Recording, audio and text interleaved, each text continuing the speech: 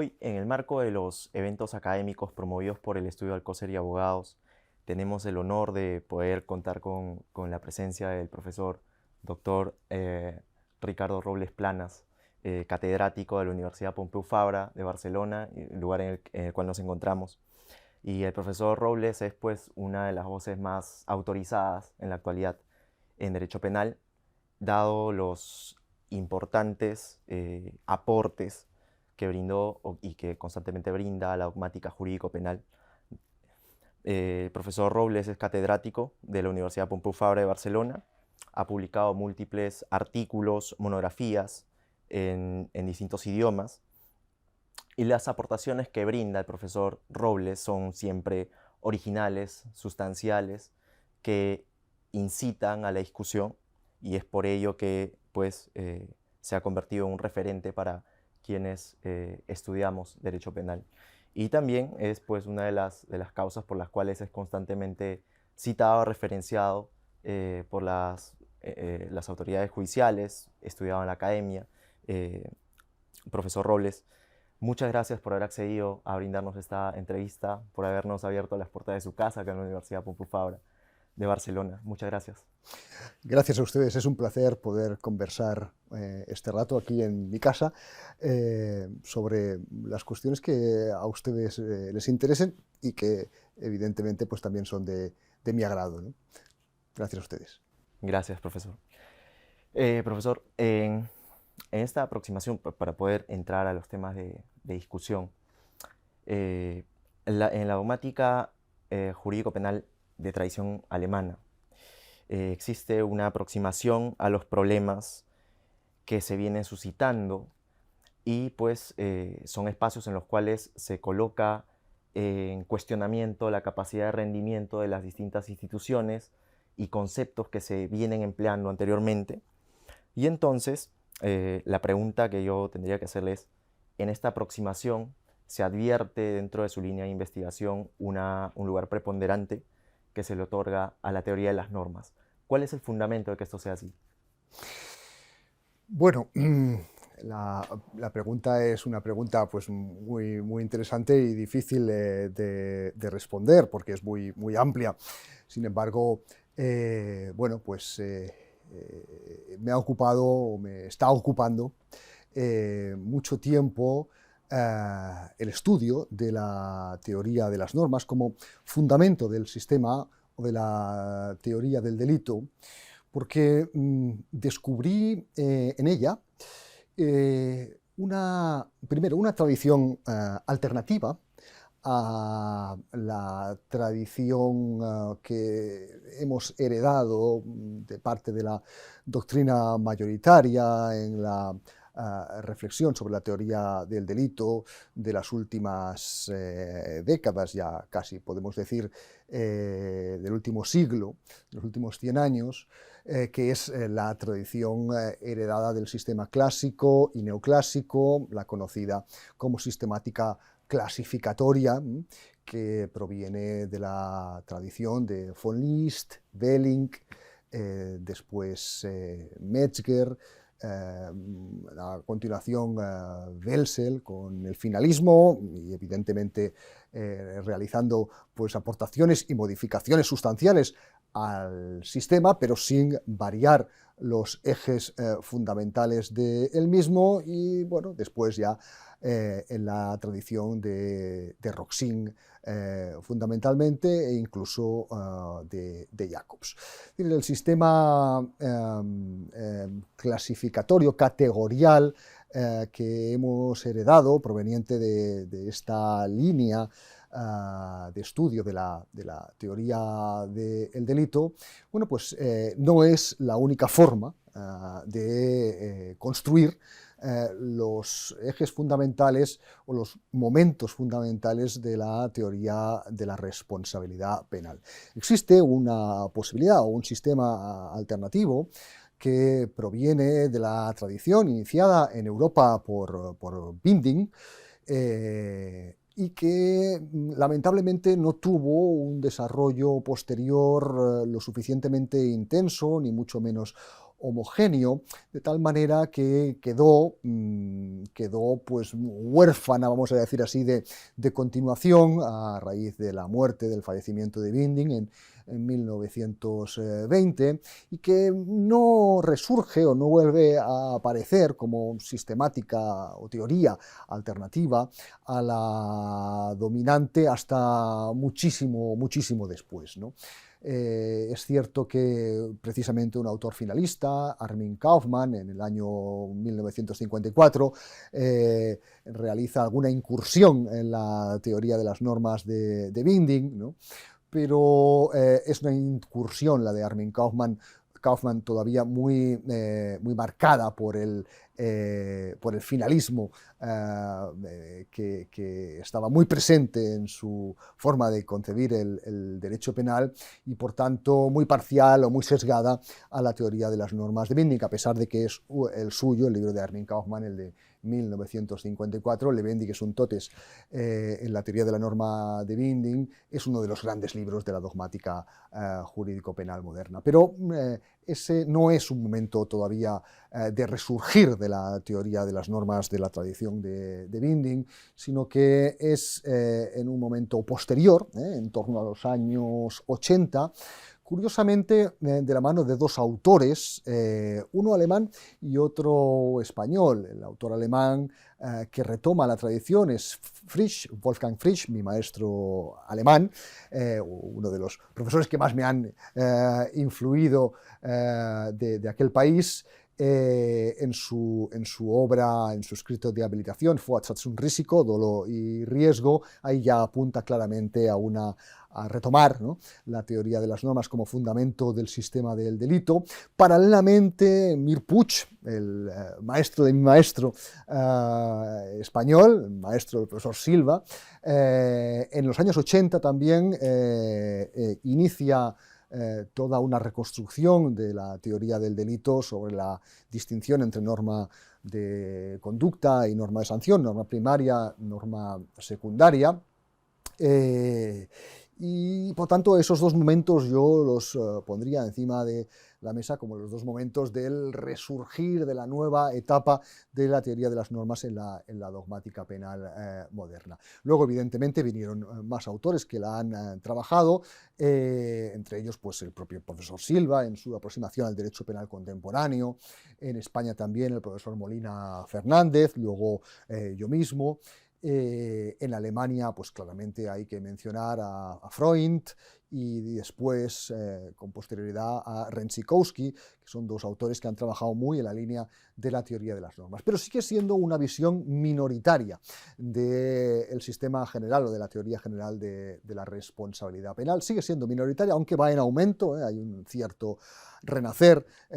Hoy por hoy, es decir, en esta segunda década del siglo XXI hay un cierto renacer de la teoría de las normas, de la discusión como mínimo en torno a la teoría de las normas como fundamento de la dogmática penal moderna, que se ha visto ese renacer pues favorecido por la visión contrapuesta entre diversos autores que se han ocupado de la teoría de las normas, ¿no?, en cuanto a pues la función y contenido de la norma de conducta, también en cuanto a la norma de sanción, y eso ha generado un debate, y como siempre cuando hay debates en la dogmática penal, pues es algo muy positivo, ¿no?, porque indica que algo se está cociendo, ¿no?, que algo está moviéndose, ¿no?, en una determinada dirección, y yo creo que esa dirección, la de la teoría de las normas, es una dirección muy positiva. ¿Por qué?, me preguntará usted. ¿Por qué es tan importante la teoría de las normas? Sobre todo en comparación con la sistemática clasificatoria, categorial, la que distingue entre acción típica, antijurídica, culpable y punible, ¿no?, que es la que les decía yo que proviene de la tradición de la doctrina mayoritaria, de von Lis, Belling, etc.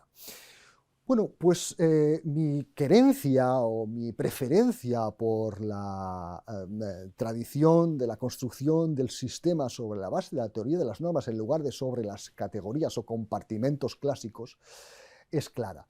Esa preferencia se basa en que me parece que permite una mayor vinculación de la teoría del delito como instrumento analítico de casos, como instrumento que nos tiene que permitir resolver adecuadamente casos prácticos, problemas, por tanto, de atribución de responsabilidad que se generan en la realidad social, y para eso pues sirve la teoría del delito, ¿no? Es un instrumento sobre todo de análisis, de previsibilidad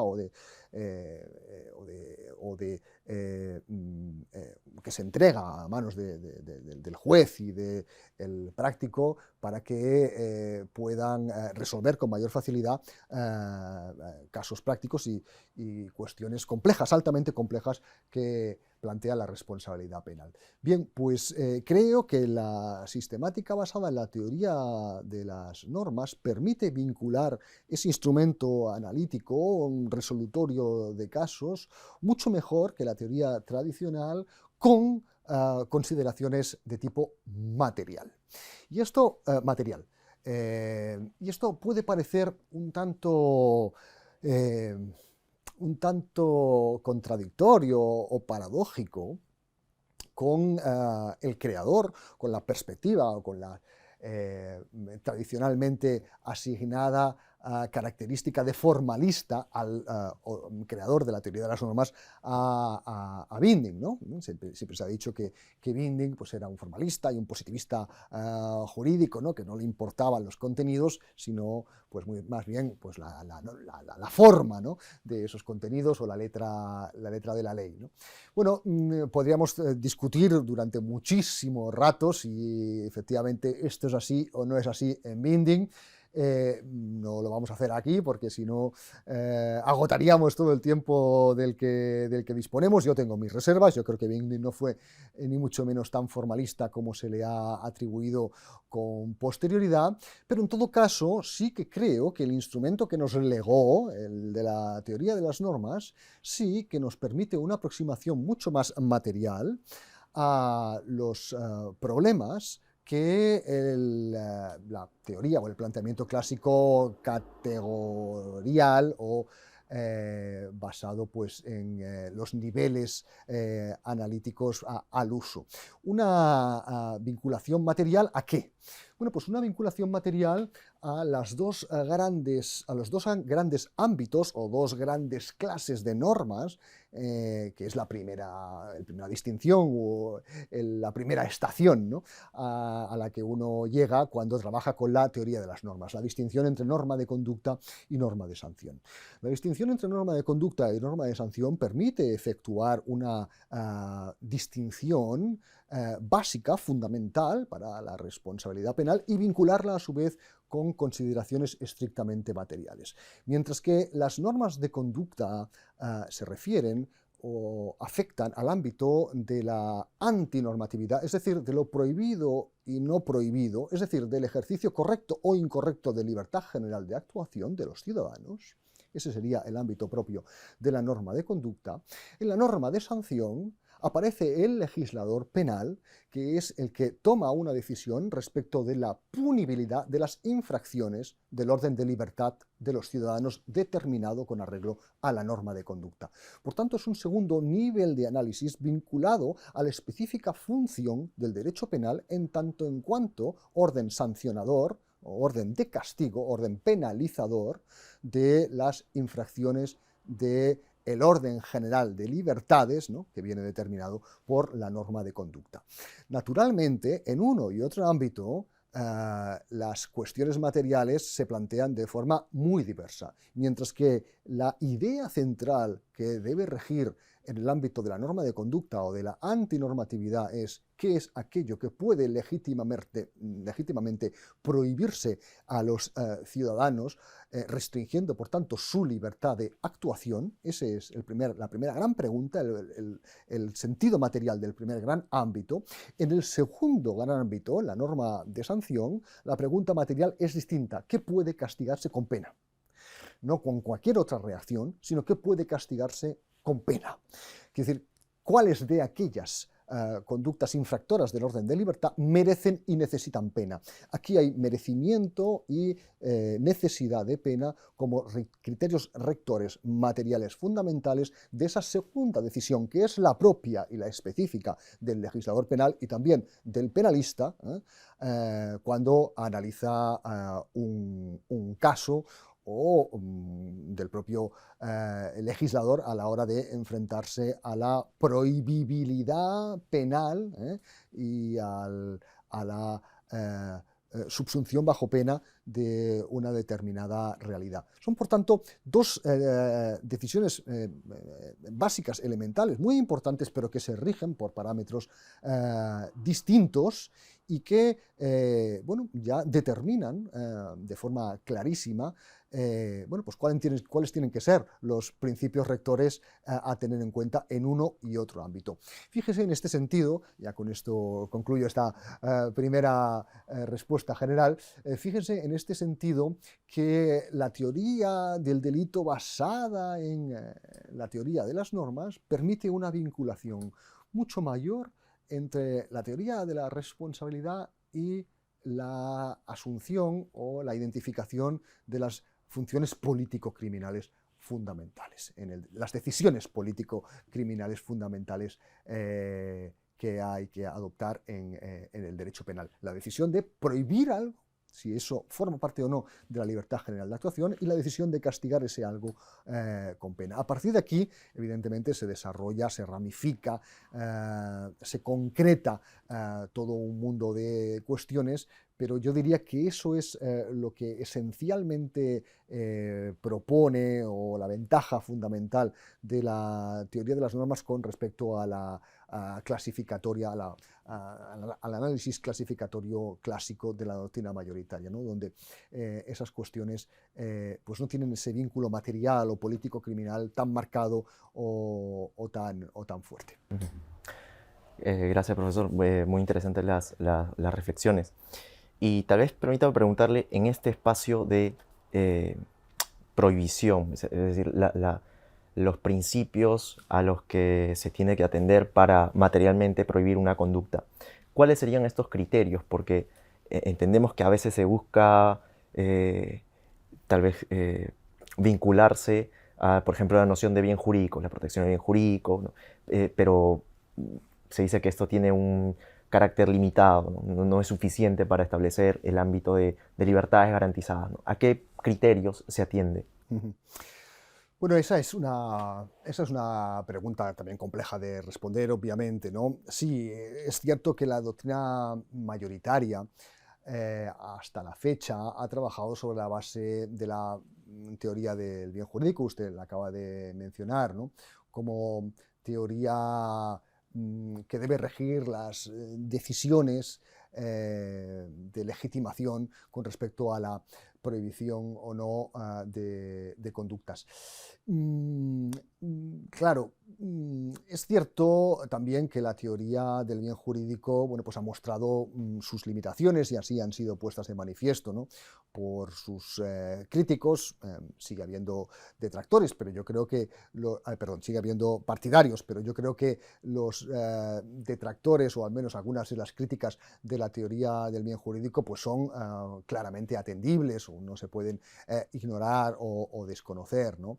Y es la idea de que la teoría del bien jurídico es una teoría excesivamente parcial, es una teoría centrada en la relación entre sujeto que lesiona y objeto lesionado, ¿no? De tal manera que lo único que hace es establecer pues, un vínculo negativo basado en la idea de daño, ¿no? En la idea de destrucción, de perturbación de ese bien jurídico llevado a cabo por un sujeto, ¿no? No dice muchas más cosas la teoría del bien jurídico, no dice, bueno, pues hasta qué punto hay determinadas perturbaciones o lesiones de bienes jurídicos que han de ser toleradas o permitidas de modo general, porque ese es el modo ordinario de funcionamiento asumido por nuestras sociedades, digamos, que están en permanente desarrollo y en contacto con riesgos de toda clase. Bueno, esa cuestión, que ya es una cuestión básica, pues no está respondida por la teoría del bien jurídico. Tampoco la teoría del bien jurídico tiene o incorpora suficientemente la idea de fragmentariedad, ¿no? De protección fragmentaria, no digamos envolvente o global o total de cualquier lesión, cualquier menoscabo, cualquier referencia negativa a ese bien jurídico. Ya solamente por eso puede ser prohibida, sino que muchas veces pues, en nuestras sociedades operamos de forma, pues ya digo, claramente fragmentaria, permitiendo, tolerando algunas de las conductas que pueden llegar a ser lesivas para un orden de bienes jurídicos, ¿no? La crítica clásica de Jacobs, ¿no? De que bueno, pues nuestras sociedades no son una especie de colecciones o museos de bienes jurídicos, ¿no? De bienes a proteger, ¿no? Sino que aparece todo de forma mucho más dinámica, ¿no? Esta me parece que es una crítica esencial y que hay que asumir, ¿no? En la teoría de los bienes jurídicos. Esto es superable en la medida en que se incorpore lo que precisamente le falta, el elemento, digamos, del que carece la teoría del bien jurídico, ¿no? Que es precisamente esa noción de ponderación, esa idea de que los bienes jurídicos no hay que protegerlos a toda costa, de que no todo compete a todos, diría también Jacobs, ¿no? Y que por tanto hay determinadas conductas que no nos queda más remedio que tolerar o permitir, ¿no? ¿Cómo se produce esa ponderación o cuál es la lógica que debe regir esa permisión? Esa es otra cuestión, eso es altamente complejo, eso nos lleva directamente al fundamento del riesgo permitido, que como sabe, pues está de nuevo en discusión a raíz del último libro del profesor Silva, ¿no? Que nos está volviendo a hacer pensar sobre el fundamento del riesgo permitido. Pero de lo que no creo que quepa ninguna duda es de que efectivamente ese primer ámbito, el ámbito de la antinormatividad, el ámbito de la norma de conducta, es mucho más dinámico e intervienen muchas más consideraciones, muchas de ellas vinculadas al ejercicio de la libertad de actuación de los ciudadanos y no tanto a la otra cara de la moneda, que es la protección del objeto, ¿no? Del ejercicio de esa libertad de actuación, sino a la primera parte, ¿no? Donde para restringir esa libertad de actuación hacen falta fundamentos particulares y que no son simplemente que hay un objeto valioso que debe ser preservado a toda costa, ¿no? En ese sentido, yo en mis trabajos recientes he tratado de materializar al máximo, esa es una de mis obsesiones, ¿no? o de los signos distintivos, al menos que pretendo investigar y transmitir también en mis trabajos, ¿no? Materializar al máximo las decisiones esenciales dentro de la teoría del delito y por tanto la del objeto de las normas de conducta y la de su extensión es naturalmente una de las más importantes. Bien, pues para proceder a esa materialización, es decir, a ese aportar criterios de legitimación de la extensión del alcance de las normas de conducta, evidentemente la teoría del bien jurídico se queda un poquito corta y por eso yo he propuesto trabajar con la noción de autonomía. Yo y otros autores también, evidentemente, quizás con otra terminología, ¿no? Pero trabajar de una forma un tanto más dinámica y utilizar la noción de autonomía individual como factor aglutinador de la decisión de si se puede o no se puede, si es legítimo o no es legítimo restringir la libertad de actuación de los ciudadanos, ¿no? Y ahí pues yo distingo tres niveles o distingo tres digamos, lugares donde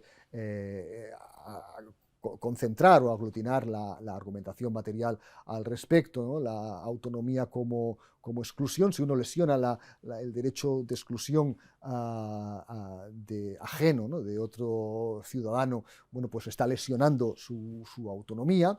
Ese sería el paradigma propio de la legítima defensa, es decir, de la idea propia de la agresión, ¿no? Y de la legitimación que entonces otorga el derecho al agredido, ¿no? al que resulta afectado por esa agresión, por esa intromisión en su su derecho de exclusión, el derecho le otorga una capacidad de respuesta que nos parece pues, indudable y completamente legítima, bien, pues eso en el nivel de las normas de conducta sería algo análogo, ¿no? Son prohibibles, son legitimables aquellas normas de conducta que se refieren a hechos lesivos por parte de un ciudadano con respecto a otro, afectando a su autonomía en este sentido, ¿no? En el sentido de injerencia en su derecho de exclusión, ¿no? En su esfera jurídica. Ese sería el primer ámbito, la primera dimensión. Un segundo ámbito también de materialización de esta decisión por la que usted me está preguntando y que trato de desarrollar pues, muy condensadamente, muy brevemente, ¿no? El segundo ámbito sería la dimensión de la autonomía de los ciudadanos como utilidad. Muy importante o muy relevante también a partir de bueno, pues las últimas décadas del siglo pasado y naturalmente ahora en la actualidad, es decir, no solamente los ciudadanos resultan lesionados en su autonomía cuando otro ciudadano se ingiere o lesiona el derecho de exclusión de su esfera, sino también cuando la convierte en una esfera o en una autonomía de incierto uso, de incierta utilidad para su titular, ¿no? Afectando, por tanto, a la seguridad básica en el desarrollo pues, de los planes vitales de los ciudadanos, ¿no? Eso también es una lesión de la autonomía. ¿Para qué quiero yo ser libre si cuando salgo a la calle pues, voy a resultar atropellado por un vehículo que excede de la velocidad o va conducido por un conductor bebido o, en fin, o cualquier otro peligro de los que, bueno, pues denominamos abstractos o concretos en la moderna reflexión jurídico-penal. Por tanto, el individuo también se ve lesionado en esa dimensión de autonomía como utilidad o como certidumbre o como seguridad en el uso de su libertad, y eso también puede ser legítimamente prohibido y ese sería otro contenido pues, adecuado de normas de conducta. Y finalmente hay una tercera dimensión, esta es muy compleja, especialmente discutida, problemática, pero en su núcleo no, que es la dimensión que yo denomino de la autonomía institucional, la dimensión institucional de la autonomía. Es decir, para que haya un completo ejercicio de autonomía en los ciudadanos que integran comunidades pues, complejas y organizadas jurídicamente sobre la base del Estado de Derecho, es necesario que el Estado procure un bienestar a los ciudadanos, un bienestar no solamente en el sentido de bienestar personal, sino también una infraestructura institucional, una infraestructura, por ejemplo, administrativa, de administración judicial, de administración pública, para que pues, los ciudadanos puedan desarrollar su vida en común, en sociedad, sobre la base pues, de la orientación básica al derecho y a las normas jurídicas, ¿no? Bien, esa otra dimensión de la autonomía, que es evidentemente pues más compleja y, en fin, muy rica en sus detalles, pero no en su núcleo. Creo que en su núcleo obedece a una idea clara e indiscutida, y es que los ciudadanos deben poder recibir por parte del Estado como institución pues el núcleo de prestaciones sociales, pues el núcleo de prestaciones existenciales y también institucionales en el sentido de protección jurídica, judicial, de sus derechos fundamentales. Bueno, pues en ese núcleo creo que la cuestión no está discutida, sí, evidentemente en la periferia, ¿no?, de esta dimensión de la autonomía individual, pero ahí creo que ese también es un ámbito legítimo donde poder incorporar normas de conducta y por tanto restringir la libertad de los ciudadanos que lesionan ese orden institucional y que, por tanto, no cooperan a ese mantenimiento, a ese desarrollo de esa infraestructura, vamos a decir así, de la libertad. Aquí serían paradigmáticos los ejemplos del delito de omisión del deber de socorro o, por qué no, de otros delitos contra la administración pública o contra la administración de justicia, pues como el delito de falso testimonio, o el delito de omisión del deber de impedir delitos, etcétera, etcétera, ¿no? Esa dimensión institucional hay que tenerla muy en cuenta porque también es fuente de legitimación de normas de conducta de restricción legítima de la libertad de los ciudadanos que, como digo, lesionan ese orden o no contribuyen lo suficientemente. Esos serían los tres grandes ámbitos materiales. Obviamente esto requeriría un desarrollo mucho más pormenorizado, ¿no? Que no podemos efectuar aquí, pero quizás esto indique o le llame a usted la atención, ¿no? En esa obsesión mía por encontrar los criterios materiales de legitimación. Ahora estamos hablando de la norma de conducta, bueno, también podríamos hablar en el ámbito de la norma de sanción vinculado a la pena, pero bueno, eso sería otro capítulo diferente. Creo que con esto respondo a esa pregunta vinculada a la teoría del bien jurídico, que como he querido expresar al comienzo, ¿no? Es mucho más pobre. En ese sentido, pues que una teoría de la legitimación de las normas basada en la autonomía y en los factores que legítimamente pueden restringirla o pueden ponerla en entredicho, ¿no? Ese es un poco el sentido de la materialización al que me estaba refiriendo. Gracias, profesor. Sí, de hecho se nota la especial labor de poder concretar años de estudio por su parte en corto tiempo, ¿no? Pero se accede a la idea, al fundamento que usted busca poner de relieve.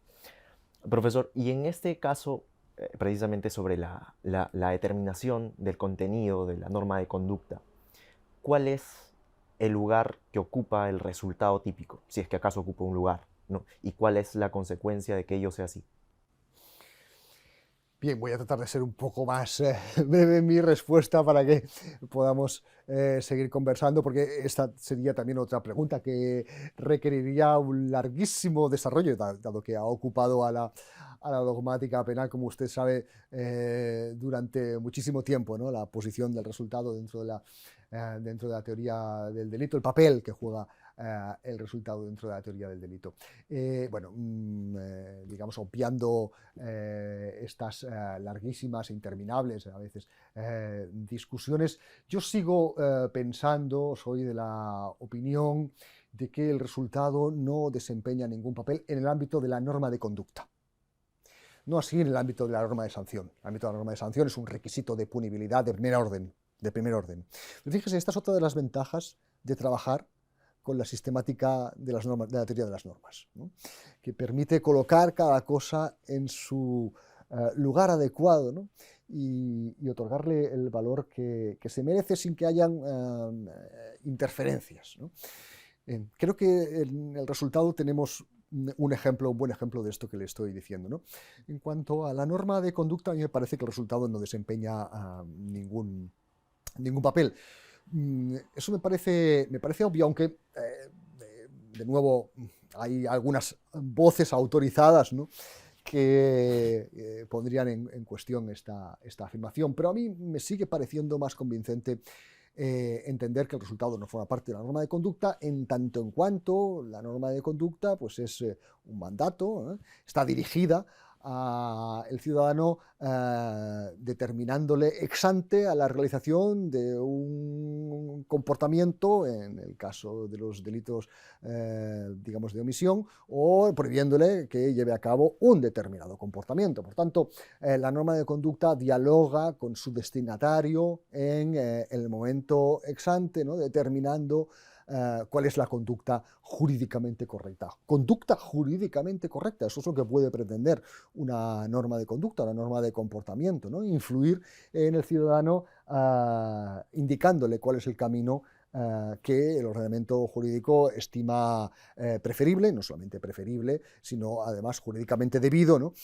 y correcto. Eso obviamente se refiere a la conducta, no se refiere al resultado. Las normas de conducta no pueden prohibir resultados, pueden prohibir conductas, pueden determinar a personas a llevar a cabo un determinado comportamiento o no, pero no pueden producir unos resultados. Sí, conductas peligrosas o que tienen, digamos, ex ante una probabilidad determinada de producir esos resultados, pero con lo que dialoga la norma de conducta no es con el resultado en sí mismo, sino con el sujeto que lleva a cabo una conducta apta o idónea para producir el resultado. Por tanto, yo diría que el resultado no forma parte de la norma de conducta. Digo que algo muy distinto ocurre en el ámbito de la norma de sanción. Ahí sí, ahí en la norma de sanción el legislador puede establecer, y de hecho lo hace frecuentemente, por ejemplo, en materia de los delitos imprudentes, ¿no?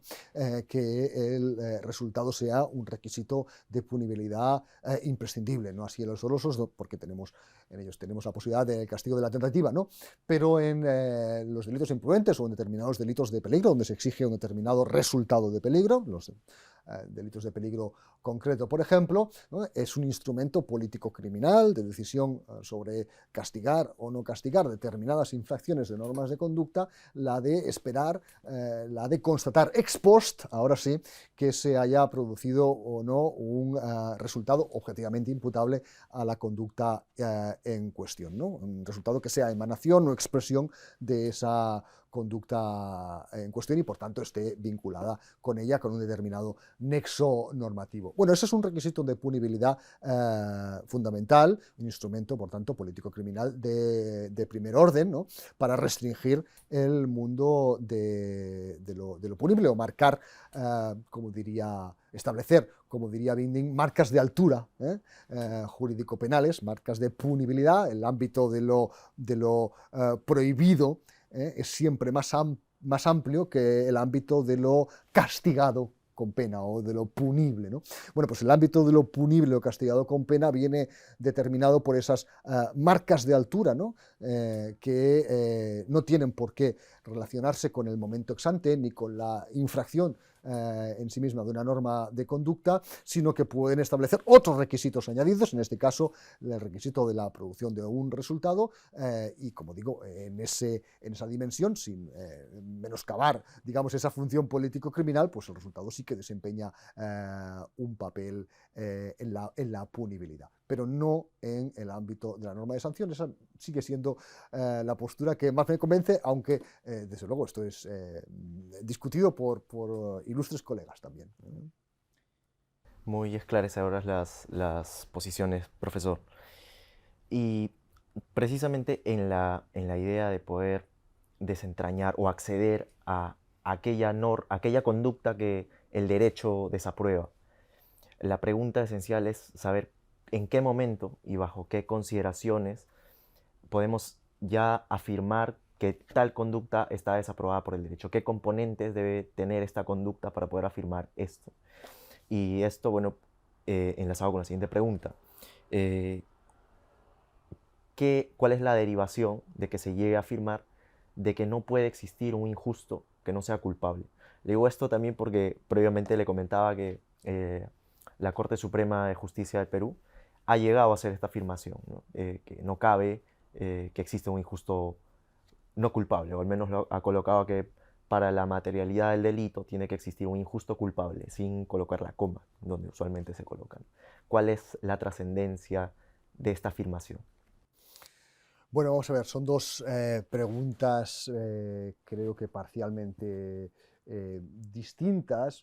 Yo respecto de la primera cuestión, para no extenderme tampoco demasiado, digamos, me remitiría a una respuesta anterior. Es decir, en el ámbito de la antinormatividad, en el ámbito de la norma de conducta, creo que lo que tienen en común todas las conductas prohibibles o que son dignas de prohibir, o expresado de una manera distinta, ¿no? La legitimación de normas de conducta puede producirse allí donde una conducta afecta a la autonomía o en alguna de sus dimensiones, ¿no? A la autonomía o en alguna de sus dimensiones. Creo que esa es un aspecto esencialmente común para afirmar que estamos ante una conducta prohibible o infractora del orden de conductas. Del orden de libertad, en realidad, ¿no? Es decir, cuando uno va más allá del orden de libertad, es porque afecta a la autonomía ajena en una de estas tres dimensiones relevantes. Yo creo que eso es lo que tienen en común. En el ámbito de la norma de sanción, las cosas son un poco más complejas y ese está incluso menos explorado. Paradójicamente, el ámbito de la norma de sanción, a mi modo de ver, está paradójicamente menos explorado que el ámbito de la norma de conducta. Quizás precisamente por ese infradesarrollo que ha tenido esta sistemática, la sistemática basada en la teoría de las normas que proviene de Binding, ¿no? Y que se vio pues interrumpida prácticamente con su muerte en 1920. ¿No? Todavía no hemos desarrollado suficientemente una teoría general de la punibilidad o del ámbito de lo punible, de lo merecedor y necesitado de pena. Yo creo que esos son los dos elementos en los que la categoría de la punibilidad y, digamos, el instituto normológico que la sustenta, que es la norma de sanción, pues en las dos categorías en las que se divide, ¿no? Las que habría que utilizar como instrumentos analíticos, ¿no? Lo que merece y lo que necesita pena, ¿no? Bien, pues yo creo que estos dos ámbitos, paradójicamente, insisto, porque somos penalistas y deberíamos haber desarrollado mucho más, ¿no? ¿Qué es aquello? ¿Cuáles son aquellos comportamientos que merecen o necesitan pena? En este terreno seguimos siendo todavía excesivamente formalistas o positivistas. Decimos que merecen y necesita pena aquello que el legislador dice que merece y necesita pena, ¿no? Es como una decisión a la que nos sustraemos, ¿no?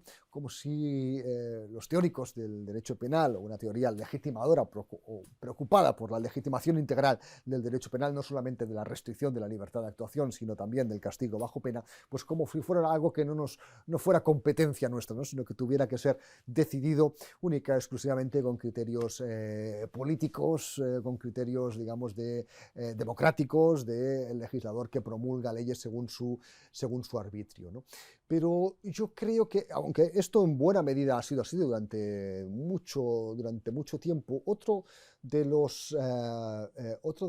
las permanentes preocupaciones u obsesiones mías ha sido precisamente tratar de escudriñar ahí, remover el ámbito del merecimiento y la necesidad de pena en busca de criterios materiales que el legislador, efectivamente, en su absoluta libertad e independencia, puede usar o puede no usar, pero que si no usa nos permitan criticarle de alguna manera en sus decisiones político-criminales de incriminación, por ejemplo, de hechos que no merecen o no necesitan pena, ¿no?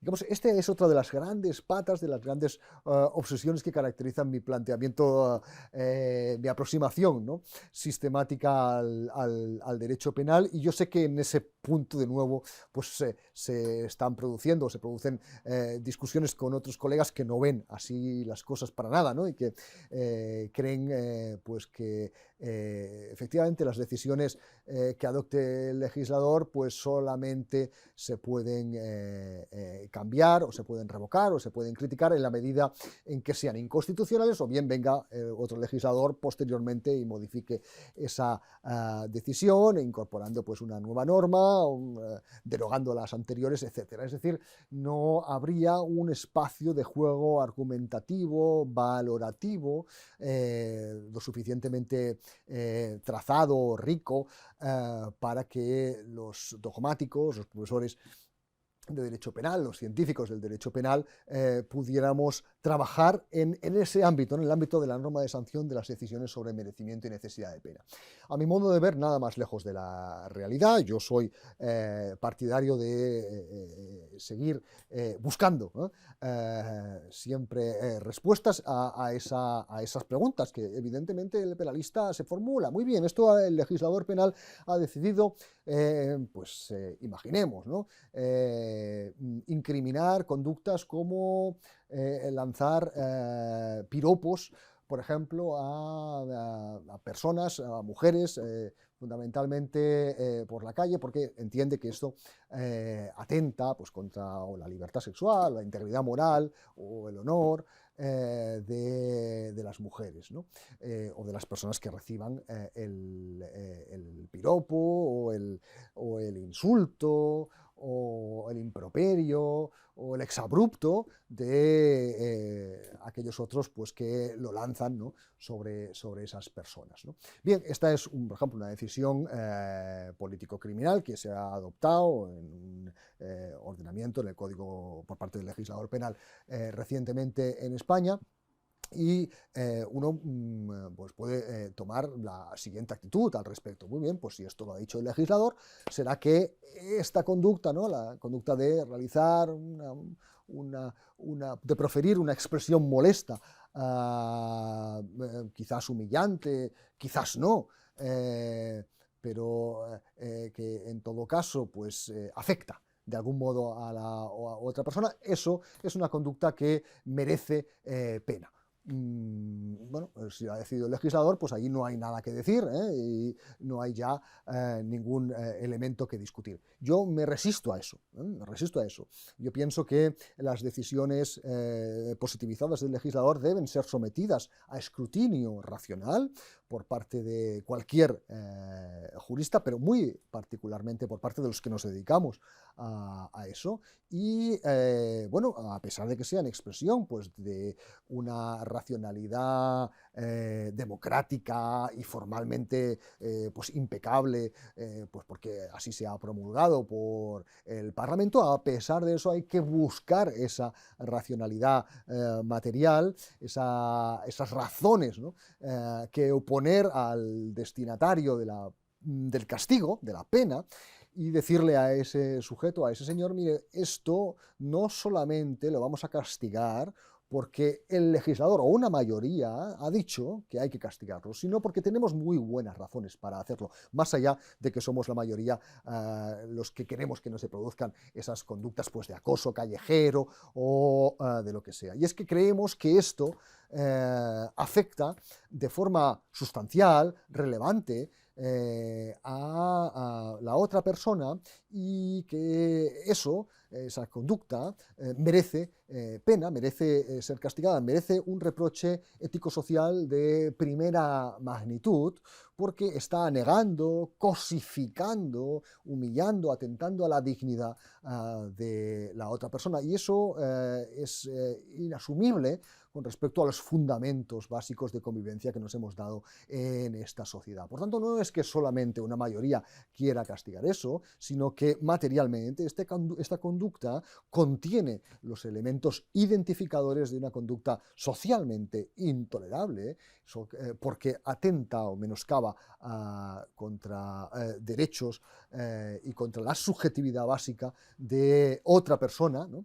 Y el derecho tiene que proteger a esas otras personas en esas dimensiones tan básicas y tan elementales mediante la pena, mediante el reproche que supone la sentencia condenatoria y, digamos, el aspecto simbólico comunicativo de rechazo de esa clase de hechos previstos en la legislación penal, y después mediante su ejecución, cuando eso en forma de pena privativa de libertad, cuando eso está previsto por el legislador para estos casos pues, especialmente graves, ¿no? De atentado contra la convivencia. Por tanto, también en este ámbito, en el ámbito de la norma de sanción, es necesario buscar razones materiales que oponer al sujeto, ¿no? Que al sujeto que infringe una norma, más allá de que esa es una norma formalmente legítima y emanada por un parlamento democrático. Digamos que eso no sería suficiente, sino que habría que dar algún paso más, y eso es en lo que pues yo también trato de insistir, aunque es un terreno pues evidentemente pantanoso, difícil, ¿no? Pero creo que hay que abrir caminos también en este ámbito de la norma de sanción. Bueno, y esto sería, o afectaría la primera parte de su pregunta, ¿no? La segunda parte, voy a ser mucho más breve, obviamente. La distinción entre injusto y culpabilidad, ¿no? Decía usted que la jurisprudencia peruana, ¿no?, se ha planteado esta cuestión. Me parece una gran cosa, me parece muy interesante que los jueces se pregunten por este tipo de, digamos, que cuestiones que parece que solamente tienen una trascendencia pues teórica, y no solamente es teórica, sino que gustan a unos sujetos, somos los profesores de Derecho Penal, que nos encanta discutir sobre el sexo de los ángeles, ¿no?, sobre cosas que no tienen, bueno, pues traducción en el mundo real, ¿no? Bueno, no digo que no digo que no nos guste discutir sobre el sexo de los ángeles, obviamente, pero también nos gusta, digamos, que nuestras discusiones tengan eco, trascendencia en la praxis, ¿no? Y creo que la discusión entre el injusto, entre la construcción de si existe o no un injusto culpable, y sobre todo eso llevado a algunos terrenos de la praxis, o algunos ámbitos de los que se ocupa la praxis judicial, pues sí que puede tener una cierta trascendencia, ¿no? Entonces, por tanto, celebro que la jurisprudencia peruana pues, se haya interesado por esta discusión. Vamos a ver, mi planteamiento es el siguiente: la distinción en términos expositivos, en términos pedagógicos, si usted quiere, incluso en términos estrictamente analíticos, entre injusto y culpabilidad, es perfectamente posible. No solamente es perfectamente posible, incluso puede ser recomendable, digamos, utilizarla como tal en las clases de grado, en las universidades, ¿no?, para que los estudiantes pues distingan perfectamente, digamos, esos dos planos, ¿no? El plano de la lesividad del comportamiento, ¿no?, aquello que hace que un determinado comportamiento sea rechazable o sea antijurídico, no sea querido por el derecho, y particularmente por el derecho penal, ¿no?, aquellas propiedades que tienen una clase de comportamientos, ¿no?, que lo hacen incompatible con las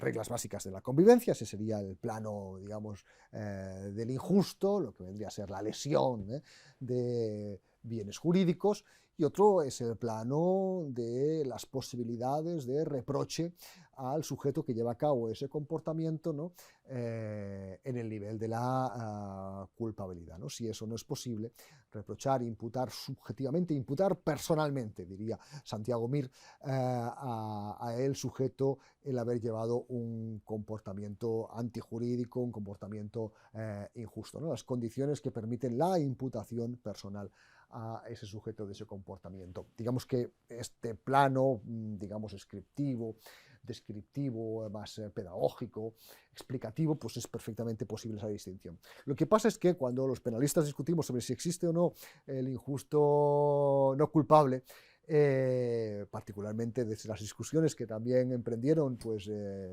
Winding, Merkel y los imperativistas de finales del siglo antepasado y de comienzos del siglo pasado, pues discutían en un sentido distinto, ¿no?, sobre si existía o no un injusto no culpable.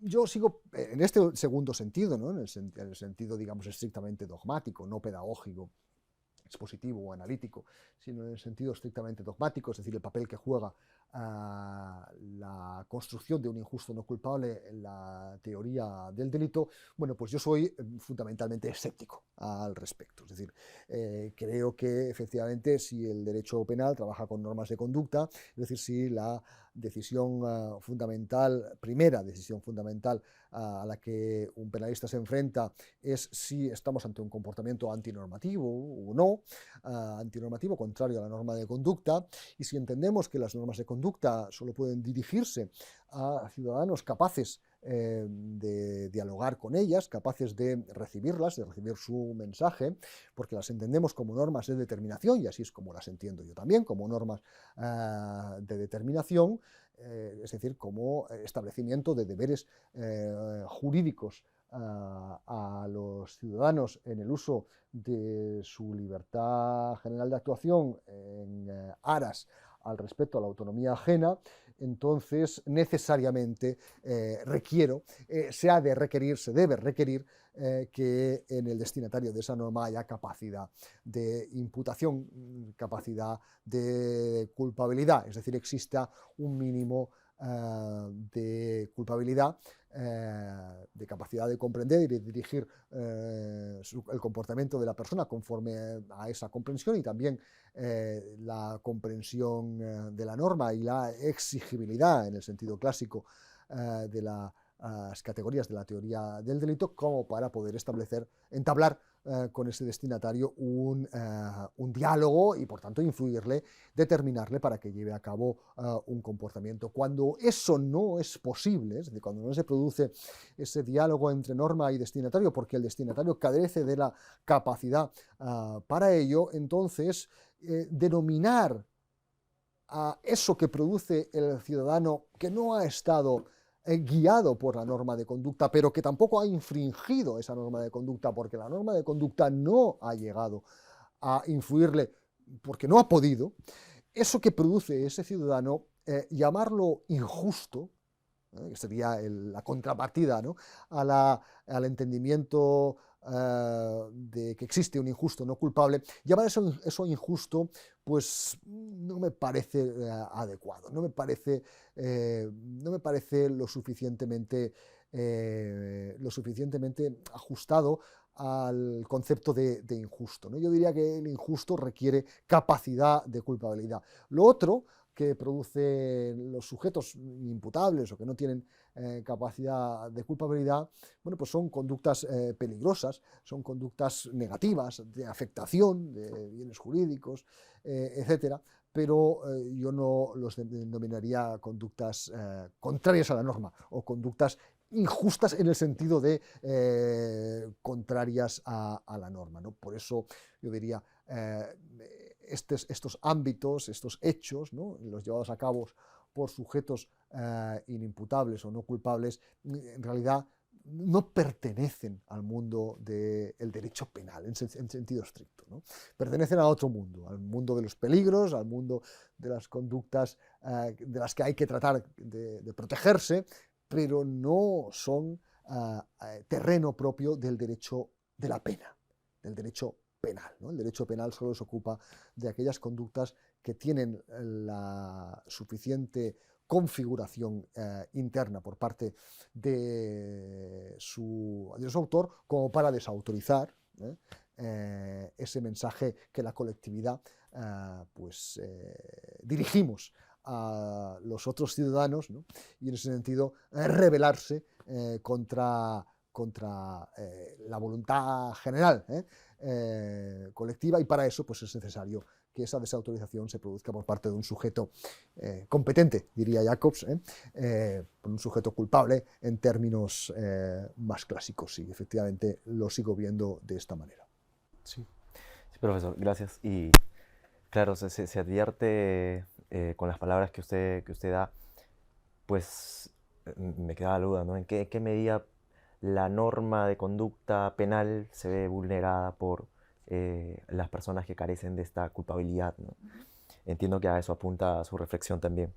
Claro, la norma de conducta penal y la no penal, es decir, la norma de conducta básica, la primaria, la norma de conducta, digamos, de la antinormatividad, tampoco se ve en ese, claro, no llega, no tiene ningún sentido prohibir a un inimputable, imagino un niño de corta edad, por ejemplo, ¿no?, para verlo de forma muy gráfica, ¿no?, un niño de 2 o 3 años, ¿no?, que debe ser cuidadoso con la propiedad ajena y no entrar en una tienda de porcelana china y dar una patada a un objeto redondo que vea allí. Esa norma de conducta carece de sentido. Claro, profesor. Y esa comunicación que se da entre el derecho penal y el sujeto, tanto a nivel de norma de conducta como al momento de imponerle una pena. Es decir, parece ser que ante supuesto de ausencia de culpabilidad, el derecho penal puede decir todo lo que quiera, pero al no llegar, inclusive la medida que imponga, carece del sustento que sí está presente en los casos de injustos culpables, ¿no? Así es. Ok, de acuerdo, profesor. Muy interesante. Y pues usted mencionó a uno de sus grandes referentes, entiendo, a su maestro Wolfgang Frisch. Y es imposible no hacer la pregunta, ¿no? ¿Cómo concibe el profesor Ricardo Robles a la categoría de tipicidad y también la importancia de la teoría de la imputación objetiva y más aún la importancia que hace, perdón, de la, si se puede decir, corrección o precisión que hace el profesor Frisch respecto de la teoría de imputación objetiva? Bien, bueno, pues para responder a esa pregunta con un lapso de tiempo razonable, ¿no? Le diría que asumo prácticamente todas las aportaciones del profesor Frisch en esta materia, y así lo tengo, digamos, puesto por escrito en diversos trabajos, uno de ellos precisamente con el profesor Frisch, escrito en conjunto, en dos partes, ¿no?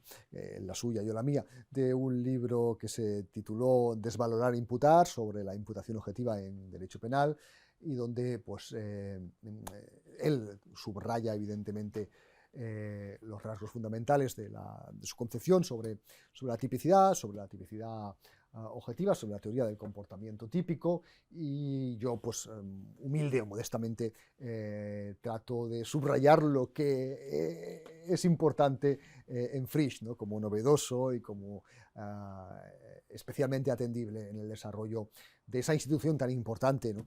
A la que han contribuido pues, prácticamente pues, los más relevantes penalistas todavía vivos, ¿no? de nuestra época, porque es una institución pues, fundamental, la institución de la tipicidad objetiva, la institución de la denominada imputación objetiva. Estoy pensando naturalmente en Roxin y en Jacobs, pero también en otros penalistas alemanes muy importantes, y penalistas españoles que evidentemente han también contribuido a su desarrollo de una manera pues, notable, ¿no? Bueno, como digo, yo suscribo la forma de entender la tipicidad y la teoría del comportamiento típico del profesor Frisch pues completamente, ¿no? Porque me parece que aporta cosas y explica cosas que la teoría más mayoritaria o más convencional, ¿no? Esa teoría de la imputación objetiva, pues no distingue suficientemente, ¿no? Fíjese que el planteamiento del profesor Frisch y el mío propio distingue entre dos elementos, ¿no? Uno, el comportamiento desaprobado, la conducta desaprobada, eso formaría parte de la antinormatividad en términos de teoría de las normas, y otro, la imputación de resultado. Eso forma parte de la punibilidad o de la norma de sanción en términos también de teoría de las normas. Son dos mundos. Evidentemente hay conexiones, pero son dos mundos que analíticamente hay que distinguir, y es muy importante distinguir y muy útil distinguir esos dos grandes aspectos que la doctrina mayoritaria mezcla o junta en un totum revolutum con la institución de la imputación objetiva del resultado, ¿no? Y entonces ahí dice, bueno, pues creación, dice la doctrina mayoritaria, creación de un riesgo desaprobado por un lado, ¿no? Y realización del riesgo en el resultado. Bueno, pero es que esto no es exactamente así, es decir, no son dos partes de una misma fórmula que estén tan estrechamente relacionadas como parece cuando uno desgrana la raíz de la que proceden ambos juicios en la teoría del delito. Una cosa es el comportamiento desaprobado, eso se tiene que juzgar ex ante, ahí fundamentalmente se ven involucrados criterios vinculados con la idea del riesgo permitido y de la delimitación de esferas de competencias, por decirlo de forma muy rápida y que se me entienda entre, naturalmente, especialistas, ¿no? Riesgo permitido, separación de esferas de competencia, responsabilidad de la víctima, autorresponsabilidad de terceros, prohibición de regreso.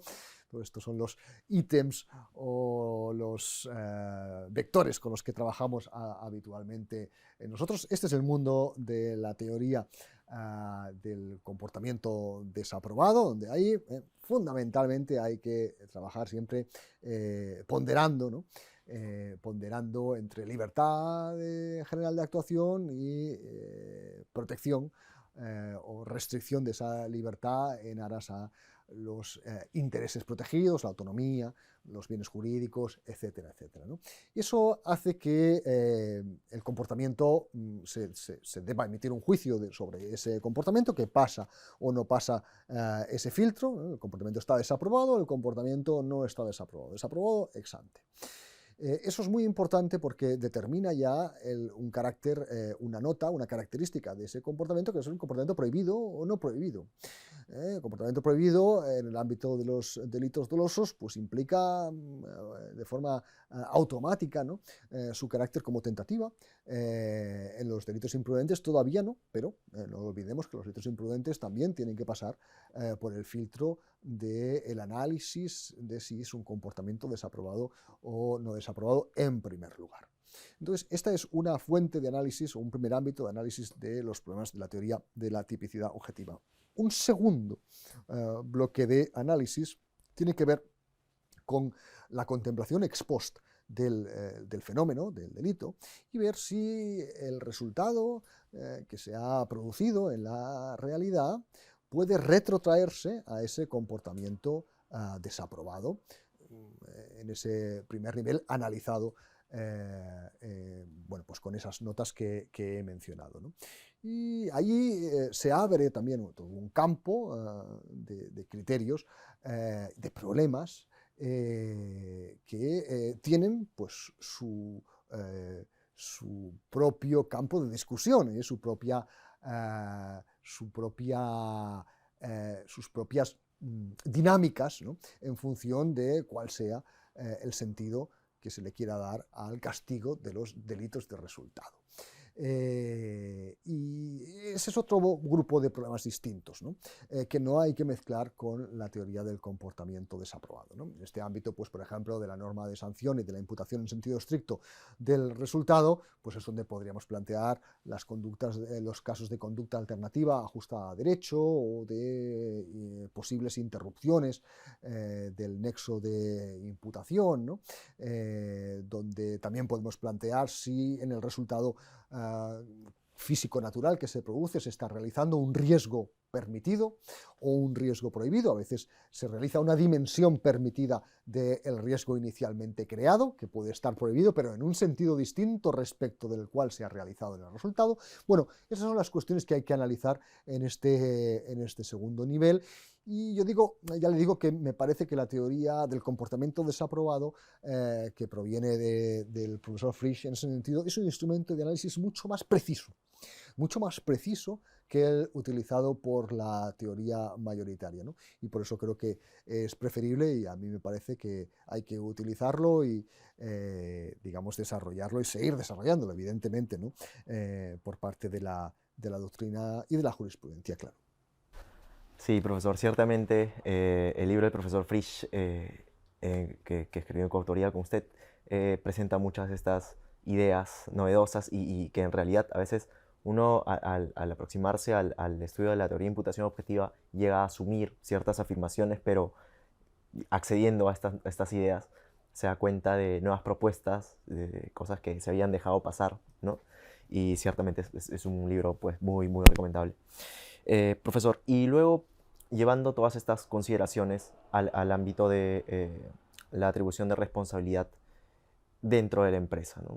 Es un espacio en el cual todas estas categorías, estos planteamientos encuentra, se puede decir, un espacio donde son colocados a prueba, a ver cuál es el rendimiento que presentan, ¿no? A nivel de la jurisprudencia peruana ya se ha dicho algo que, bueno, es decir mucho y poco a la vez, ¿no? Que no cabe atribuir responsabilidad automática a las personas físicas que se encuentran en una posición superior dentro de las estructuras empresariales. Pero la pregunta es, entonces, ¿cuáles deben ser los criterios o principios que debe regir la atribución de responsabilidad? Es decir, ¿qué criterios debe tener siempre presente un juez al momento de buscar determinar a quién le corresponde la imposición de una pena? Muy bien, sí, esta es una cuestión también esencial de la que me he ocupado y me sigo ocupando en diversas ocasiones, porque es uno de los grandes retos que tenemos por delante los penalistas teóricos, los penalistas académicos, ayudar a la jurisprudencia a desarrollar criterios de imputación de responsabilidad en el mundo de la empresa, que es un entorno pues, en el que cada vez con mayor frecuencia pues, se cometen hechos delictivos y que tienen unas peculiaridades o unas particularidades que hacen especialmente difícil la atribución de responsabilidad penal, y sin embargo es una realidad que esos hechos se producen, esos delitos se producen, que están impulsados, que están organizados, que están determinados, que se realizan desde diversas posiciones en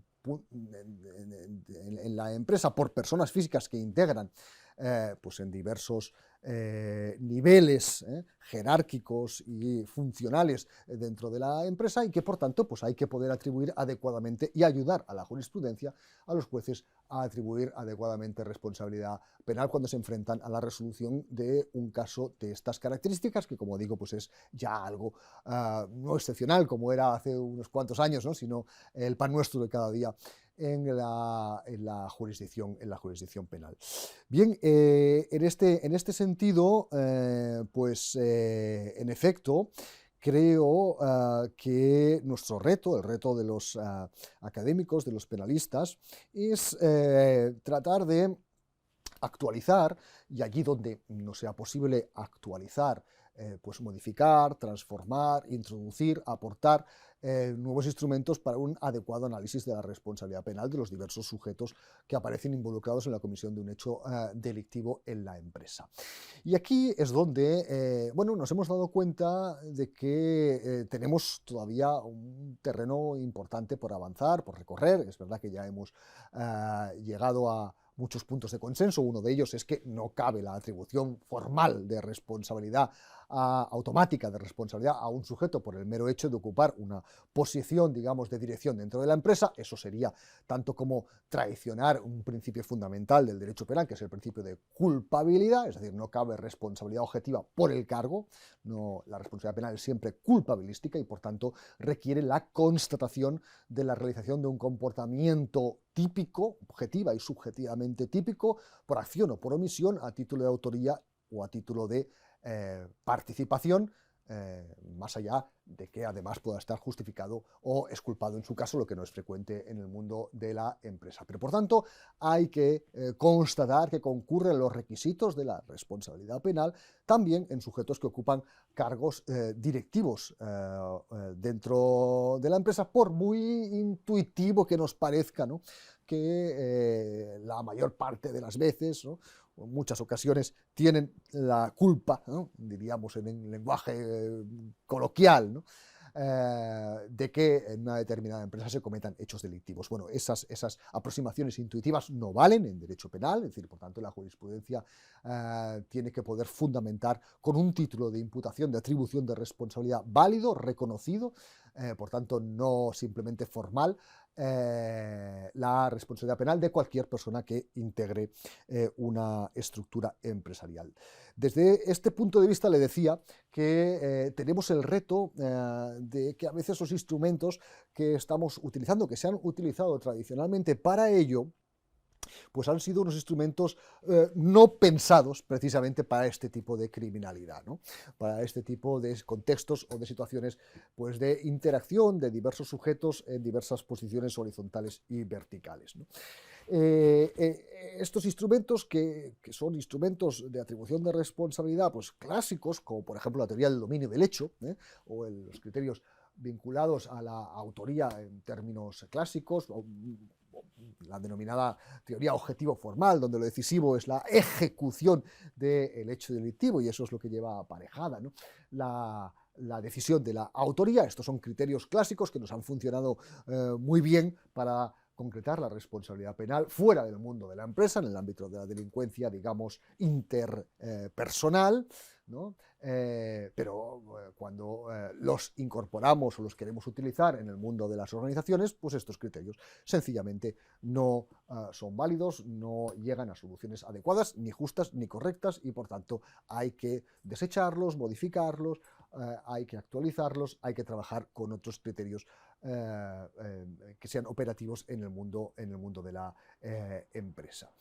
¿Es esto posible? ¿Estamos en el camino? La respuesta es sí, claro que estamos en el camino. Yo me he esforzado bastante en varias de mis publicaciones recientes en demostrar que lo decisivo en el mundo de la empresa no es la realización de un comportamiento ejecutivo, ni tan siquiera es lo decisivo la idea o la lógica del dominio tan extendida, digamos, en materia de autoría, sino que lo decisivo tiene que ver con el ejercicio material, siempre material, no formal, de competencias de corte decisorio sobre la actividad empresarial, que se ejercen pues, por sujetos que efectivamente toman, gestionan, administran la empresa o un ámbito de la empresa hacia un determinado sentido, aunque después sean ejecutadas por otros sujetos, ¿no? En la empresa, que son los que llevan el hecho a su verificación, ¿no? a su nacimiento, digamos, a su facticidad en el mundo real, ¿no? Y son, por tanto, los que tienen en ese sentido pues, contacto formal, último, inmediato, con el hecho delictivo. Bien, yo creo que en ese sentido tenemos que dar unos cuantos pasos, ¿no? Precisamente en la dirección de desvincular autoría con ejecución del hecho delictivo. Esto en la empresa creo que nos ha mostrado que el camino de vincular autoría con ejecución no es un camino transitable para el mundo de la empresa como mínimo, sino que la autoría, la imputación a título de responsabilidad tiene que ver más bien con el mundo de las competencias, de las posiciones de garantía, de la administración, de la toma de decisiones, siempre desde un punto de vista material por parte de sujetos que determinan el contenido de lo que deben hacer otros sujetos dentro de la empresa desde esa posición de supremacía o de superioridad. Pero que conste que esto no es un automatismo un automatismo, una imputación de responsabilidad no culpabilística, como lo demuestra la mención que he hecho, breve mención, a la idea de posición de garante. Eso es importante, ¿no? En el mundo de las omisiones, ¿no? Lo relevante no es lo que uno hace, sino lo que uno no impide o no evita, ¿no? Bueno, pues por eso el ámbito de la omisión es el ámbito, digamos, con el que mejor se ha avenido, ¿no? Para que mejor se ha adecuado, ¿no? a la construcción de la responsabilidad penal empresarial, ¿no? Porque, digamos, olvida los comportamientos activos y se centra, ¿no? en los ámbitos de responsabilidad de sujetos que han asumido materialmente esas funciones dentro de la empresa y que por tanto les correspondía a ellos evitar que no sucedieran esos hechos delictivos. Si les correspondía evitarlos, también en justa medida o en lógica correspondencia no se les puede autorizar que los impulsen por vía activa, ¿no? Esta es la lógica con la que hay que seguir trabajando y desarrollar la imputación de responsabilidad penal en la empresa. Sí, profesor. Y llegando ya a la parte final de la entrevista, como le comentaba, a propósito del curso que se viene realizando en la Universidad Pompeu Fabra, este curso de verano, hemos podido acceder a una de sus cátedras y se percibe esta pasión que usted le pone siempre al ejercicio de la cátedra, ¿no? Y la pregunta que viene necesariamente es, ¿cómo percibe el profesor Ricardo Robles a la labor académica, a la labor de catedrático, ¿no? Y también, aprovecho la pregunta, si es que acaso se encuentra usted trabajando, cuál es, digamos, el proyecto académico en el que se encuentre trabajando y que pues la comunidad jurídica tenga a bien esperar de su parte. Muy bien, pues nada, muchas gracias por estas dos preguntas especialmente amables, porque me permiten comentar, bueno, pues algo que que normalmente pues, pasa más desapercibido o no interesa tanto como es la función docente, y por otro lado pues me permite comentarles muy brevemente en qué ando trabajando, y que bueno, pues constituye pues mis proyectos más inmediatos de investigación. Bueno, vamos a ver, respecto de lo primero, la función docente, y esto que voy a decir a continuación tiene poco que ver con el hecho de ser o no ser catedrático, ¿no?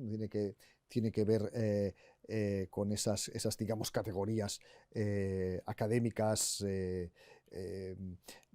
propias de la universidad, y en particular de la Universidad Española, ¿no? Sino que tiene que ver pues cómo efectivamente uno contempla o entiende la función del profesor universitario, y más concretamente la función del profesor universitario en el ámbito del derecho, y más concretamente en el ámbito del derecho penal, y dentro del derecho penal la parte general del derecho penal, que es mi especialidad, ¿no? Bueno, yo solamente tengo una palabra o una idea rectora que sintetiza lo que yo creo que es esa función docente, ¿no? Y es la idea de motivación. La idea de motivación, lo que sería lo mismo, la transmisión de la misma pasión que uno tiene por aquello que le gusta, comunicándola, haciendo partícipe de esa pasión al destinatario, a su oyente, a quien está allí para aprender. Porque más que aprender contenidos concretos, el acceso a los contenidos concretos está en las bibliotecas, está en Internet, está en la jurisprudencia, en las bases de datos, miles, centenares de artículos, ¿no? El problema no es ese, el problema es tener motivación para buscar aquí y allá, para seguir buscando, ¿no? Para leer, para pensar, para sentirse insatisfecho con alguna respuesta y buscar más respuestas. Y allí donde no hay ya más respuestas, es decir, ahora me voy a inventar yo una. Esa es en realidad la descripción de lo que yo he hecho desde que era alumno de grado, y lo que trato de estimular en mis estudiantes, ¿no? Esa curiosidad, esa motivación, transmitirles esa pasión por buscar algo en lo que yo también estoy empeñado en buscar. Creo que hay veces que voy encontrando cosas, las comparto con ellos, con mis colegas. Hay veces que no estoy seguro, pero ahí están, ¿no? Permiten entenderse quizás como un pequeño avance, quizás no, ya veremos, ¿no? Pero me resulta apasionante esa búsqueda, y trato de transmitir esa misma sensación al alumno que tengo estudiando desde el primer día que llega aquí con 20 años a estudiar Derecho Penal en nuestra Facultad de Derecho. Para eso me sirvo mucho, utilizo mucho, no tanto PowerPoints u otros instrumentos de estos pedagógicos, que está muy bien, no critico para nada, sino que me sirvo mucho de la historia, de los que nos han precedido en esta búsqueda, ¿no? En este tratar de mejorar nuestros criterios de atribución de responsabilidad penal, más justo, más adecuado, ¿no? Resolver casos, y bueno, y normalmente cuando trato de explicar una parte de la complejísima teoría del delito, lo hago aludiendo a los otros colegas, algunos que nos precedieron mucho en el tiempo, tampoco demasiado para no aburrirles con cosas históricas, ¿no? Pero, hombre, había un señor que en el año 1910 ya dijo que la participación imprudente en un hecho doloso no debía castigarse, porque había una cosa que se llamaba la prohibición de regreso. Y lo hizo con un ejemplo que fue el de guardar un abrigo en un guardarropa, ¿no? De un restaurante o de un local, ¿no? Con una pistola metida adentro, ¿no? Que luego fue utilizada por otro sujeto para matar a un tercero, ¿no? Bueno, esa conducta imprudente del primero, ¿no? Ese caso, bueno, pues fue resuelto ya en 1910 por este señor de esta manera, ¿no? Pero luego vino otro y dijo que no, y luego otro y no. ¿Y qué opináis? Pues yo opino esto, ¿eh? Y el otro, bueno, y ahí, en ese diálogo, ¿no? Motivador, evidentemente, porque estamos buscando la solución adecuada, correcta, más convincente de un caso. En ese proceso es cuando al alumno se le despierta la curiosidad por leer aquel primer trabajo, leer el trabajo de otro, alguna jurisprudencia que haya abordado un tema similar o parecido, ¿no? Y que sea pues, el alumno pues, capaz incluso de criticar, ¿no? De contradecir. Esa motivación es lo que debe permanentemente estar cultivando, impulsando, debe estar irradiando el profesor. Yo siempre digo que lo más importante de una clase no es tanto el contenido, sino pensar cómo la vas a dar, qué ejemplos vas a utilizar, cómo vas a motivar al alumno para que se interese por ese contenido, ¿no? O el contenido, bueno, pues es, digamos, más o menos accesible para todo el mundo, pero la motivación no. La motivación te la tienen que dar, porque uno no se automotiva en materia de teoría de la autoría, la participación o de las causas de justificación, ¿no? Pero cuando te han tocado la fibra, como decimos aquí, te han tocado el punto sensible de por qué es importante, ¿no? Los deberes de solidaridad en el estado de necesidad, ¿no? Y le han preguntado a un alumno si debería ser obligatorio o no, debería, por tanto, haber un deber de tolerancia o no en la extracción coactiva de sangre para salvar la vida ajena de un sujeto que tiene el grupo sanguíneo de ese donante y solo ese donante puede dar sangre a esa persona, si esa extracción coactiva de sangre podría estar o no justificada. Hay voces que dicen que sí, otras que dicen que no. Es un caso especialmente discutido, pero es un caso límite que sirve perfectamente, ¿no? Para explicar la trascendencia del estado de necesidad agresivo justificante.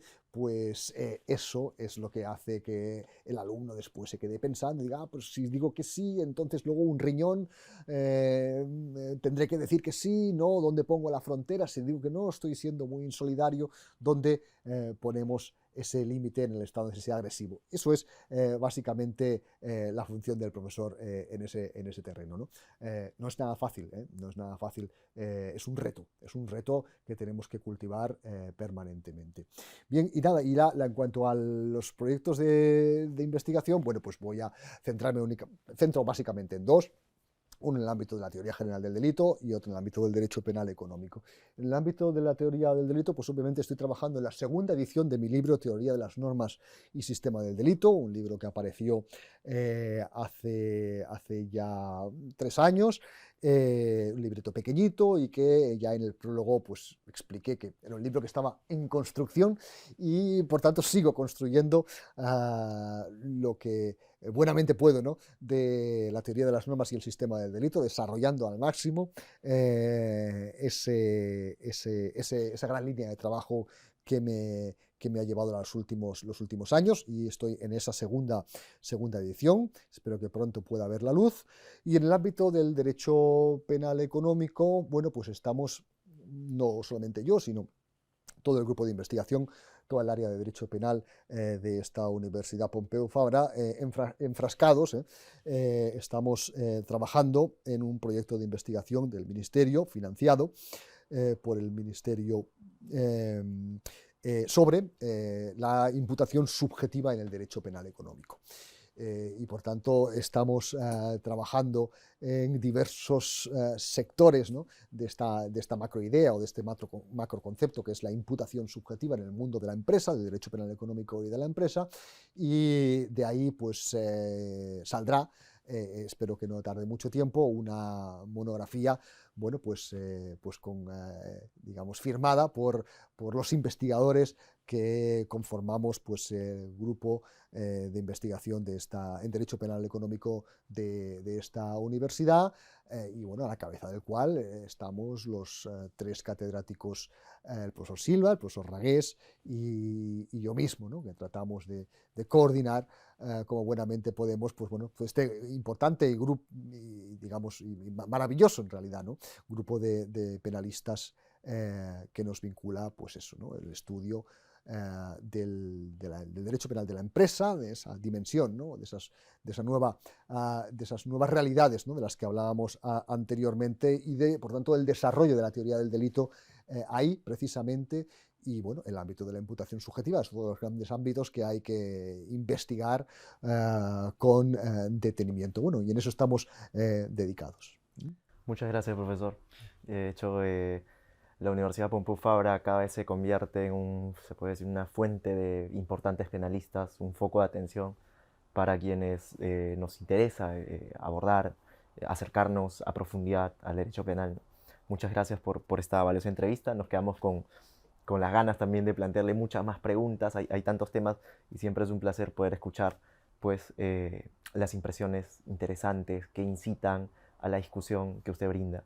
Y tal vez se pueda dar esto en un futuro ya del otro lado de, como se dice, del charco, ¿no? En Perú, probablemente. Nos gustaría tenerlo por allá también. Muchas gracias, profesor. Muy bien, muchas gracias a usted por esta interesante entrevista, por todas las preguntas bueno, pues tan profundas, y por supuesto quedo a disposición de encontrarme con usted donde sea, si puede ser en su maravilloso país, Perú, al que tanto quiero también, pues estupendo. Así es que muchísimas gracias, muy amable. Muchas gracias.